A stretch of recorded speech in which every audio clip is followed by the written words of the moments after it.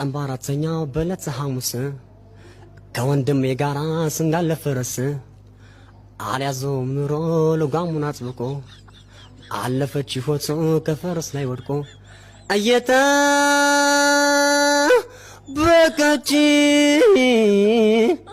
እምዬ ከአገር ቤት እንዴት ላረዳት ነው የወንድሜን ሞት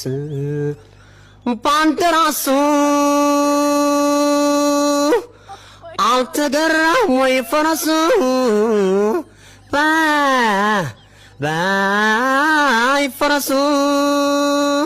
ፈረሱ ተገርቶ ሳይሆን አይደለም ያንተ ድምጽ ግን ምንም